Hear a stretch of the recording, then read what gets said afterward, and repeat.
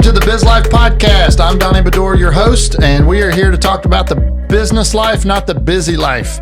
Today, we are talking about marketing strategies, and particularly the marketing strategy I want to talk about is cold calling. I have heard that someone has been labeled the cold call king. So today I have the cold call king here.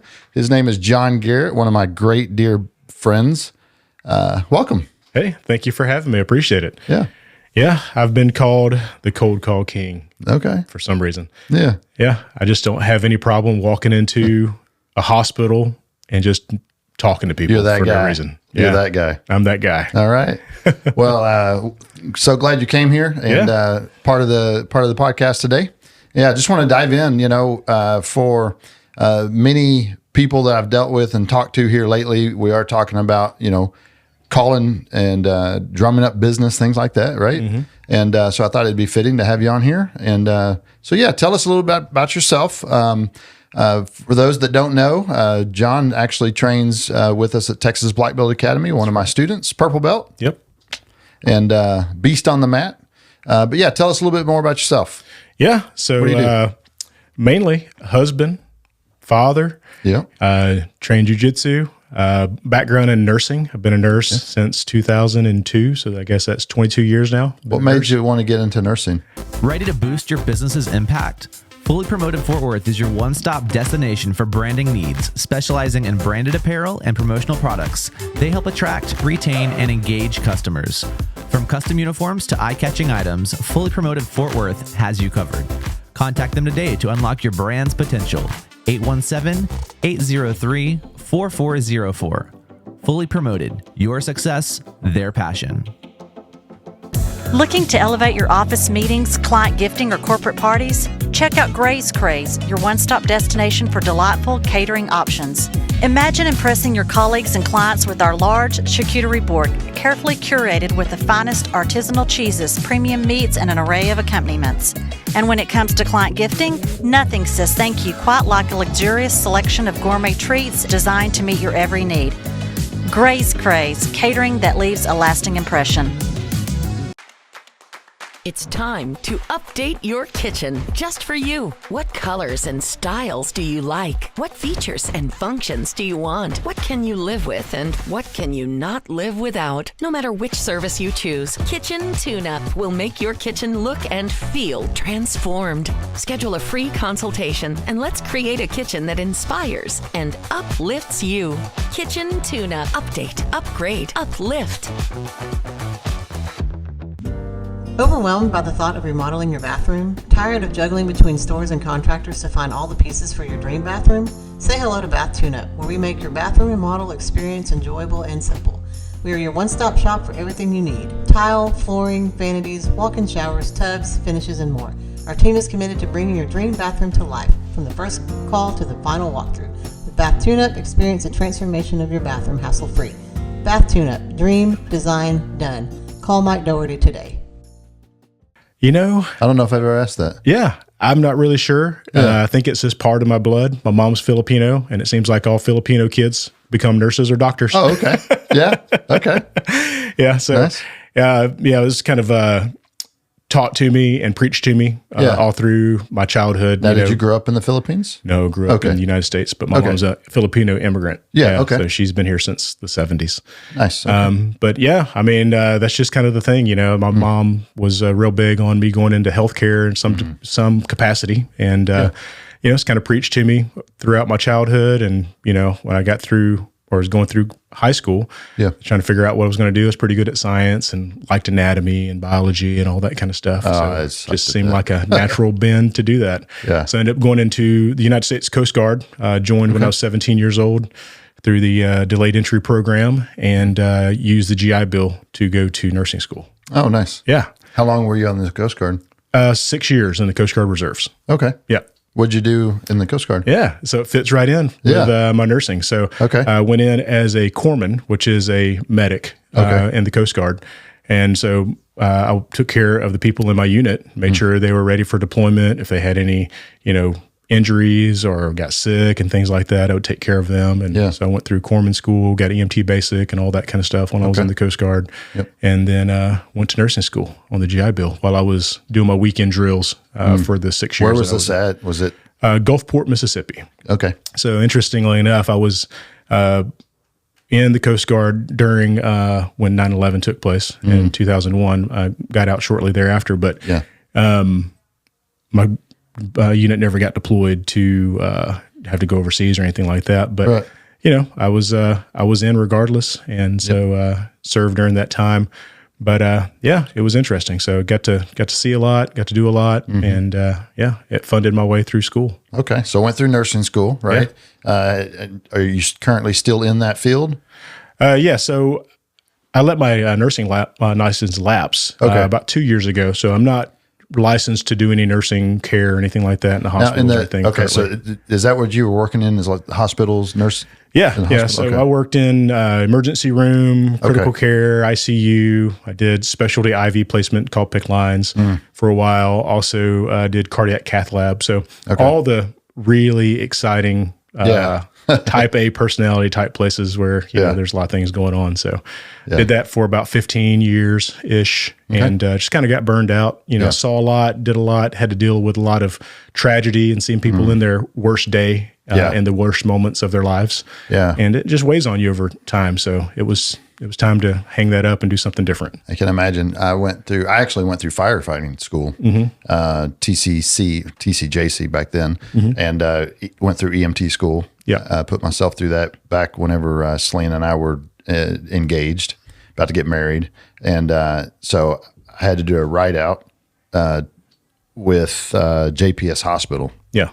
So it was my brother-in-law at the time, or now, Brian Jacobs. He was with me. And so the doctor comes out, and we're out in the hallway, and he's like, "Hey, you, come here." I was like, "Oh, what?" So he brings me into the emergency room, and this guy had ran his truck underneath a dump truck. Oh, wow.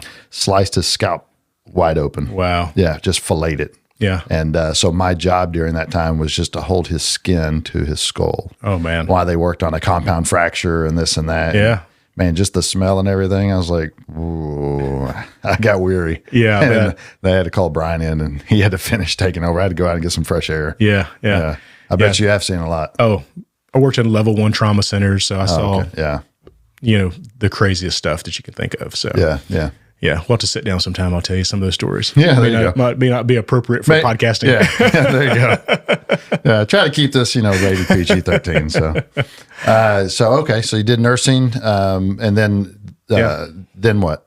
Yeah, so immediately when I got into nursing, I started running into like drug reps and things like that for pharmaceutical companies and device reps for, medical device companies. And I was like, you know what, that looks like something that would be pretty interesting eventually. Right. Yeah. And so, about 2009, 2010, I decided to leave the bedside nursing aspect and try to get into going into like a sales type position. So I ended up being a clinical educator for a couple of medical device companies for a period of time. And so I got to see that part of it. So go into the hospitals, educate the nurses and the doctors that are working with the different medical devices on how to use these medical devices. And believe it or not, going back into the salesy kind of aspect of things, it's like, even as a nurse, right, working the bedside, I didn't realize this until later, that you are selling to your patients, right? Because you have patients that may not want to take a particular medication, or they may not want a particular treatment. Yeah, good point. And your job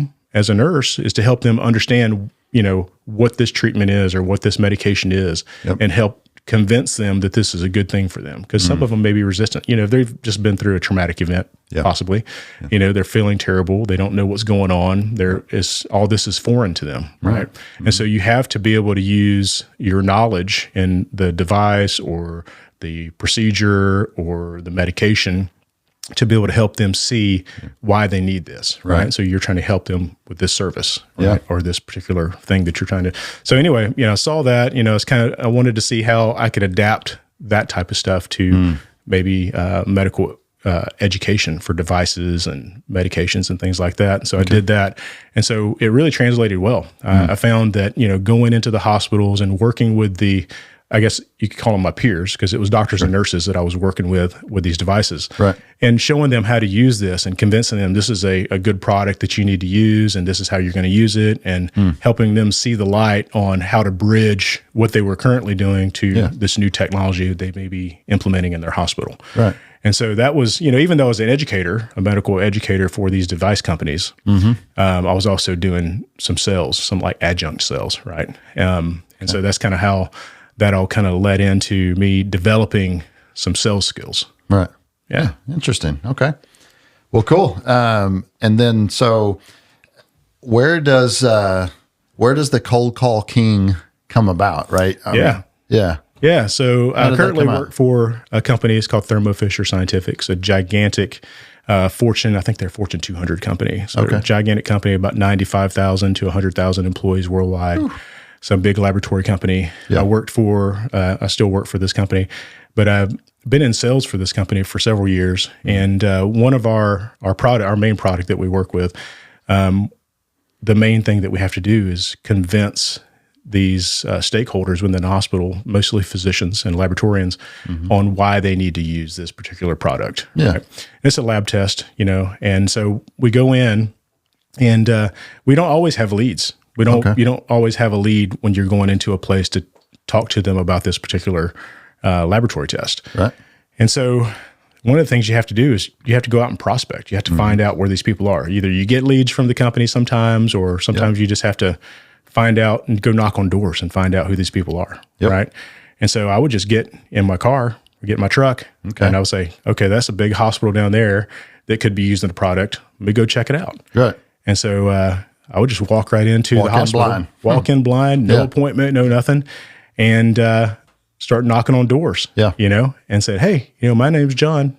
I'm with Thermo Fisher Scientific. Let me talk to you about this product, right? In a nutshell. Yeah. And I just kind of developed this skill of cold calling over time. Yeah. And, there's a couple times that you walk into a place and they're like, who are you? And you tell them, they're like, why are you in here? Like, oh, because of this. Get out of here. You don't have an appointment, right? All right. And that's just part of it. I mean, that's one of the things that, we could talk about when we get into like the minute details of cold calling is like, you're going to run up against objections. You're going to run up against people that don't want you there. Right. And it's just part of it. But, so I just was able to, and nobody else was really doing this. Maybe me and one other rep was doing this. Just, reckless abandon, I guess you could say. Sure. Right. Yeah. It's like, we have a task, I have a number to hit. And if I don't do this, it's going to be very difficult for me to hit my number. Yeah. Right. And so I would just go around, and every hospital that I would drive past, I would go park in the parking lot and go walk in there and start knocking on doors, wandering the halls, seeing who I could run into. I love it. So so that's kind of where that came from. Yeah, definitely love it. Yeah, and cold calling isn't necessarily picking up a telephone and cold calling someone. Yeah, cold calling could be, I call it guerrilla marketing. Yeah, right, which is actually fitting because absolutely. For those that don't know, John runs his own podcast. It's called Guerrilla Jiu-Jitsu. Yeah, and old Guerrilla Jiu-Jitsu. Old Guerrilla Jiu-Jitsu. You got to see all this gray hair up there, right? Hey, I'm right with you, brother. I'm right with you. But anyway, so I call it guerrilla marketing, right? Yeah. Just, boots on the ground, go and market. And it works really with any business. Yeah. Right. It's not just, if you're in the medical industry or, something like that. Any business can use this type of marketing. Oh, absolutely. One of the places I was really able to hone this to a certain degree early in my career getting into sales was I got into MLM, right? So what's MLM? So multi-level marketing. Okay. Right. Perfect. Yeah. Yeah. And so I think everybody's had that person knock on their door to try to tell them about a specific product or whatever. Yep. So I got into ambient energy. So I was wondering if it was vacuums. No, not vacuums.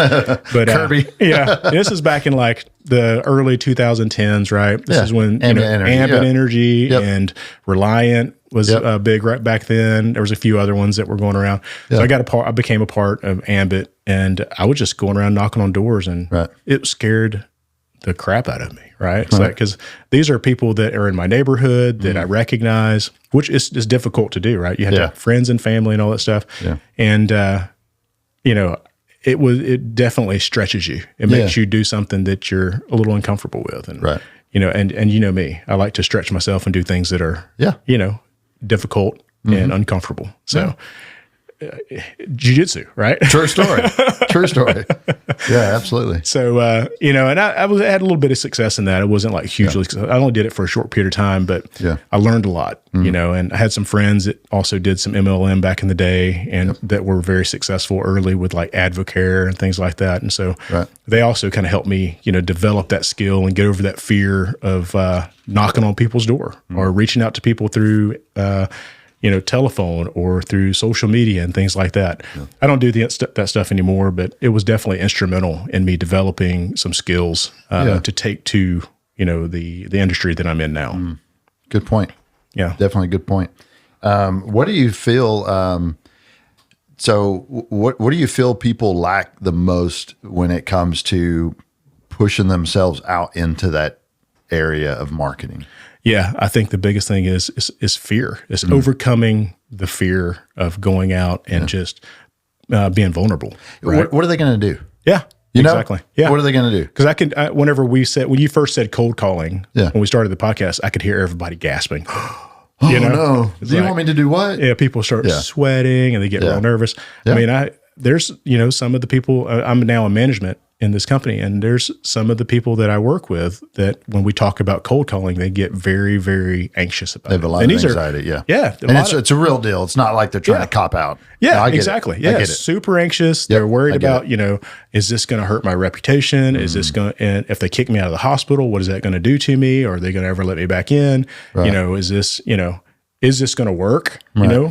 So there's a lot of trepidation, that goes along with just the phrase cold calling, right? Because there's a lot, because you think about cold calling, you think about the door-to-door salesman, sure, the MLM person, that's doing the multi-level marketing or working for Mary Kay or whatever, and or you get these relentless phone calls. I mean, we all get these phone calls. I mean, I've gotten try 25 phone calls today from people trying to cold call from Pakistan to sell me, an upgrade on my extended warranty on my truck, right? I'm glad I'm not the only one. But that's cold calling. True. That's cold calling as well, because they don't have you as a lead. Yeah. You might have showed up, in a web search or something somewhere. Here's a good point, though. Yeah. They wouldn't do it if it didn't work. If it didn't work, right? I mean, even I was watching something. It was probably on Netflix or something like that. It was about these. This lady, she went undercover and she went into this ring, and they were basically, hustling older people and things like that. But that's what they would do, was cold call them. Yeah. If it didn't work, they wouldn't do it. Yeah, exactly. And a lot of what you get on these phone calls, right? And again, like you said, it's not just phone calls, right? Right. There's phone calls is what most people think of when they think of cold calling. They're sitting in a cubicle somewhere in the middle of nowhere in Dallas in high rise, picking up the phone and calling, 75 people a day. Right. And that is an aspect of it. And there are people that are doing that, know, and, but there's also the cold call where you have a product and you have a business and you're walking into somebody's office, knocking on the door, walking into a hospital, walking into a dental office and trying to get face to face. Right. Yeah. So there's different aspects of that. And, but there's a lot of similarities between the two. But I think the most effective way is not via phone, but in person. Right? I agree. Eyeball to eyeball, belly to belly, face to face. Yeah. That way they can see you. You can build rapport with them, and that's where a lot of this starts. Right. Yeah.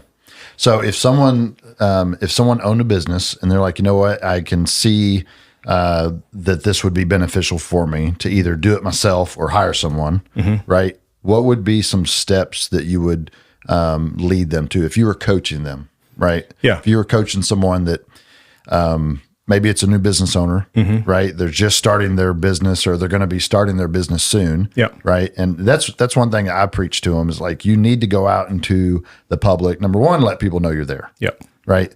And then number two, start building a database for whenever you do open. And because really, if whatever you're selling, you obviously believe that solves a problem. Yeah. Right. And that's really what you were doing, right? You're solving a problem. Per se. And so, finding those people that have that issue, that problem, and then solve it for them. That's all you're doing. That's what sales is. You're helping somebody solve a problem, right? Or come up with a solution to something that they, have a problem with. Right. That's all it is. And so, I think the first thing, is you have to know two things first. You got to know your product, or service, whatever it is that you're offering inside and out. You need to be, you got to have passion for it, right? And another thing that you need to know, or the second thing you need to know, is your customer. Who is your customer, right? Who is your main customer? And it could be, and if you have like a business that you see a bunch of different types of customers, you need to research what those customers are. What are they doing? What are their problems? Who are they? You know, what field are they in? What interests them? Things like that. So you've got to know those two things, and you've got to be well established in those two things first. You can't just like say, oh, I'm going to sell this widget, and I'm going to walk down here to this place that may or may not use this widget, and I'm going to knock on the door and see if they want my widget. Right. You got to know that where you're going, that person needs what you have, and that you can communicate effectively what you have and how it's going to solve the problem that they have. Communication, right? Yeah. Such a big deal. I saw something the other day. Someone said, look, if your knowledge is here, but your communication is here, then people will perceive your knowledge to be where your communication lacks. That's right. Or stops. That's right. That's right. So that's a big deal. Yeah. So let's talk about the communication, right? Whenever you're going into, or the next step, right? You're going into this place to sell your widget, right? I mean, what are some approaches that you use, or how do you approach that situation? Yeah, from a cold calling standpoint, the most time that you're probably going to get just walking in cold into a business is probably 5 minutes. Yeah, you're going to have a short amount of time to get your introduction in, find out who this person is that you're meeting with. Yeah. Give them your value proposition on the product that you're trying to sell or the service that you're trying to sell, and then close for next steps. Either close them to buy or close them for a next meeting. That's the 4 things you really got to get done in 5 minutes or less, right? So you've really got to have a script. So you've got to make sure before you walk into this place that you have already thought through. Even you get your phone out, go into notes, and write out a script. Even, hey, my name is Donnie, and I'm coming here to you today. I want to introduce myself to you. I've got such and such widget, and I think this widget's perfect for your business because it's going to do X, Y, Z.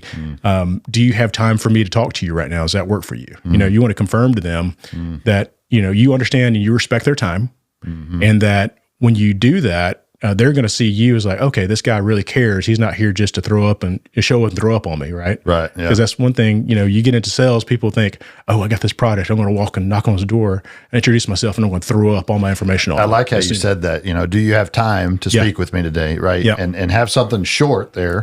Because, I've had that. Someone comes in and they're just taking your time. And then your thought, the second voice that you're hearing is, okay, where can I interject to say, hey, look, I'm busy. Yeah, exactly. So to preference them that, again, it does show that you care. And that's the 3 things that we have that I teach in my job that I have now to the people that work for me. It's purpose, benefit, check, right? What's your purpose for being there? What benefit is it going to be to them, this product that you're selling? So that's your value proposition. And make sure that they have time, and that the time that you are in this office right now is good for them. And if they say no, say, okay, I'm sorry to interrupt you. I know you're really busy. When can I come back and we can sit down and talk about this? It'll take me 15 or 20 minutes. And so you're asking them, and that's your close, right? You're asking them for time on their calendar, which is very valuable to them, and that's what you should try to get when you're leaving if you get a no. Yeah, and you're pre-framing them of what to expect if they say yes. If they say, oh, you know what, I can give you 10, 15. It sounds interesting enough. Let me have you come back. Exactly. I like that. Yeah. So simple, concise. I mean, it takes some of the mystery out, right? So you're just walking into somebody's office and you're knocking on their door and they're like, who are you? Right. Do you recommend having, handing them something right then, like a business card, a flyer, anything like that? Yeah. Anything putting in their hand. Yeah. Anything that can be visual is really something, because that visual aid, not only are you giving it to them right there in front of them and there's something they can look at, but when you leave, you're still with them. Right. Still, your product's still with them. Your name's still with them. I would prefer you to have like a business card attached to whatever you're giving them. So if you're going to give them a sample of whatever, have a business card attached to that. Or if you're giving them a flyer on how to use, like in my field, the laboratory test, make sure your business card is attached to it so they can see that. And they're like, oh yeah, that guy came in the other day and he talked to me about this product. Oh, what's his name? I can't remember. because you didn't put your business card on there, or you didn't write your contact information down. So you're a proponent of old-fashioned business cards. Oh yeah, Okay, absolutely. not the digital. Here, let me tap your phone. I mean, that may work. I mean, there's a lot of Gen Z and millennials out there that would love to tap the phone. But the problem is with that, how many times have you tapped somebody's phone and then you don't even know what their name was and you can't even find it in your contacts anymore? I have 2,000 plus contacts in my phone. Yeah. Right. Yeah. Exactly. Yeah. So if you have something physical to give them, it's probably the best way to do it. I mean, the digital's great. It's very, sleek, and sexy, as Taylor said earlier with the iPad. But, to have that physical thing, that you can hand out is always really good. Yeah. And most of the things that, in the business world that we're trying to sell anyway is a tangible physical item that you can put your hands on. Yeah, true. I do like having a flyer, especially in food industry or something that's very visual. Well, I guess any industry, right? Anything very visual, handing them that while you're introducing. So then their eyes go to that. They're looking at this while they're hearing you a lot of times. And again, that's just reinforcing the product that you're trying to sell or the problem you're trying to solve. Exactly. Yeah. Exactly. Love it. Yeah. And, people also, they're, like I said, going back to the fear of doing these cold calls. If you have never done a cold call before. Yeah. What would you recommend? Someone never done it. Their boss is saying, hey, we want you to do it now. Yeah. Go do it. I mean, you're going to be terrible at it. Yeah. The first few times that you do it, it's going to be bad. And you're going to be scared to death. You're probably going to be sweating. It's going to be one of those, 2-stick of deodorant days where you're sweating through your shirt and all that kind of stuff. Your right guard's going to take a left turn. Yeah. Right guard. But in order to be good, you have to first be bad. Yeah. True story. Right. You can't just get onto the mat in jiu-jitsu, your first day and be tapping out blue belts. Right. So probably not going to happen. It's not going to happen. Right. So you got to keep showing up, and get a list of prospects, whatever it is, whatever business you're in, if you're doing insurance or if you're doing, selling t-shirts or whatever, Gray's Craze, if you're doing cold calling with that, find some people that are easy targets, low-hanging fruit is what I call them. So people who, you think like doctors, so for Gray's Craze, doctor's offices, right? Easy. Low-hanging fruit, right? Yeah. Dentist offices, low-hanging fruit, Yep. things like that. And go and do those as practice runs first, right? And try to get your feet, go through the steps, purpose, benefit, check, right? Introduce yourself. Tell them what your service is. Make sure they have time for you at that moment. And then go into, the details of your messaging. You go through your elevator pitch that you have, just a short 2-3 minute elevator pitch. You don't want to take up the entire 5 minutes of your elevator pitch. Right. Because once you do your purpose, benefit, and check, and then your elevator pitch, you should probably have a couple more minutes left. Right. Is it your recommendation to have them write down and memorize their elevator pitch? I would. Yeah. If you've never done it before, I definitely would. Yeah. And even get in front of the mirror or get on your phone and record yourself and watch it. Yeah. Right. Just so you can know and internalize the script that you have. And once you do it, 3 or 4 or 5 times, then start doing it to your wife or your kids, right? Or your husband, and practice on them. And I can tell you right now, both my kids, when I first started with this position, when I was practicing my presentation or elevator pitch, they knew it. As well as I did, because I was doing my elevator pitch to them. There you go. So, hey kids, come sit down for a minute. Let me show you this real quick. I'll give you $1. Okay. Right? Yeah.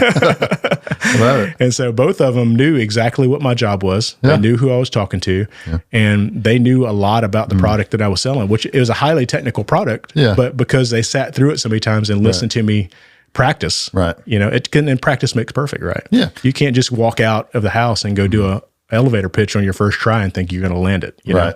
Yeah. I love what you did that with your kids, because then, it's great that they, know what you were doing as a dad and everything, but you're modeling, right, these principles with them. And you're modeling confidence really to them. Yeah. Right. Exactly. And then, so whenever they have to, approach something in their life and their boss says, hey, you need to start doing this, then they have all this ingrained that, hey, my dad, taught us how to do this back then. Exactly. Yeah. And it's not just it doesn't just help you in sales. Yep. Helps you in freaking relationships and life. Absolutely. Right. Absolutely. And one thing that I think a lot of people need help with is, asking somebody what their name is, right? You walk into a business, you're getting ready to do a cold call, right? Yeah. Almost say cold plunge. Cold plunge. Yeah. You're doing your cold call, Yeah. and you start like I said earlier, show up and throw up, right? They walk out, and you're so nervous, and you got all this stuff that you read about this product, Right. and you just start verbally vomiting on these people, all the stuff that you know about everything. Right. I've been talking about vomit a lot, so maybe you want to edit that out. That's the nursing side of me. And no, I get that too, Yeah. because like whenever I started teaching jujitsu, right, and someone would come in, they were interested in martial arts, and I'm like, oh my gosh, let me show you this move, let me tell you about this, you know, and just fire hose. Yeah, fire hose. Yeah. But the most important thing you need to do, first off, what is your name? Right? Yeah. And when they say their name to you, say it back to them. Okay. Right? And that's going to help you remember their name. Right. Right? And then ask them, hey, do you have a business card that I can get from you? I would like to have your contact information. Okay. And that way, whenever you walk off, if you don't get the close at the end, if you forget to do it or whatever, you still have their card in your hand, in your pocket. Yeah. And you can circle back around when you get to the office and send a follow-up email. So even though you might have, screwed up the entire cold call, you still have their contact information. Yeah, for sure. Well, I'm going to switch gears a little bit. Okay, so you had said a word. You said the F word, right? Follow up. Okay. The fortunes and the follow-up. Yeah, the fortunes and the follow up, right? But so At first I was like, what is said the F word. Yeah. Stop it. You're cracking me up. Anyway, so what is your typical follow up for that person, either on the phone or in person with them? it's email, right? Email, okay. Yeah, I guess if you're a Gen Z or a millennial, you can do a text message. Right. Yeah. But I think, you want to have a paper trail either way. Yeah. Either text messages are fine. I mean, even now, particularly after COVID, right? I'll have contact information for doctors. Okay. In my phone that I've been working with, because you develop a relationship, right? Yeah. And then you just send them a text message, say, "Hey, Dr. Such and Such, it was nice meeting you today. I'd love to talk to you again. When do you have some availability on your calendar? I'd like to go over some of the other details about this product. Yeah. What works best for you?" And so it's essentially what you're doing in your follow-ups. You're reiterating what you talked about. Yeah. Right. You're letting them know that you still care, that you want to meet with them. And then you're trying to get some more time on their calendar, because you're not going to close them on the product, most likely on the first conversation. Yeah. Now, if you have like a stellar product and, they are really hungry to get something at that moment, maybe you'll close them. But most of the time it's a cycle, right? It's going to take several attempts and conversations to get them to that point. So you want to make sure that you got to follow up. You can't just walk in and cold call, walk out with contact information and never follow up with them. No. You got to have that. I mean, you could do it, but you could. You won't be very successful. You're not going to be successful. Yeah, agreed. So you need to have that. So not only are you following up, but you've got a record now of this person. Yeah. And if you're using like a CRM, so a client resource management tool, Right. So it'd be like Salesforce or some of the other things that are out there. Yeah. You can track, how often you've talked to them, what conversations you had, when the last time you were there. Simple spreadsheet. A spreadsheet Right. works. You can do it on a spreadsheet. You can write it in your phone. Yep. But you have to track these absolutely. conversations. You got to keep track of this somehow. And if you're not keeping track of it, it's going to get lost in the shuffle. Yeah. And you may lose a sale because of that. Agreed. I've always thought of, whenever you're initially cold calling or talking to them, right? And they say, okay, well, I don't have time right now. Great. Would Thursday at 2:00 be a good time for me to follow up Absolutely. with you? Right. Yeah. And then as you call them back or you talk to them, so it's like, hey, as promised, I'm calling you back right now. Yeah. Does now make a, good sense for us to move forward with this, Absolutely. with this product. Right? Yeah. And, take it a step further. Say you've sent several emails to get a follow-up meeting and you get no response, because it happens. Yeah. I mean, they're busy, they see your email. It's not somebody from internally in the company.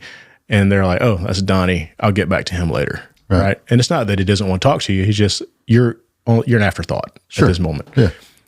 One thing that I will do, if I keep sending emails and I'm not getting a response, I'll be like, hey, Dr. Such and Such, I'm going to be in Houston on this date and this date. Do you mind if I swing by? I'm going to be in town. Swing by and bring you a sandwich. Okay.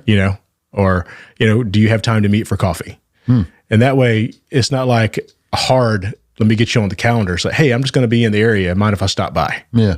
And a lot of times you'll get responses to that. Okay. You know, it's like, okay, he's going to be in the area. Might as well let him stop by for a second. Or I'm going to be in the hospital seeing such and such person on that day. Do you mind if I swing by? And I don't have an appointment with that person in the hospital. Yeah. You know, that's right. It's a little bit of a lie, but I mean, I am in the area. Yeah. I will be in the area. I promise you that. Yeah. I'll go see somebody. Yeah. So what you're trying to do is trying to create opportunity. Yeah. Right. To get in there and have that conversation. Yeah.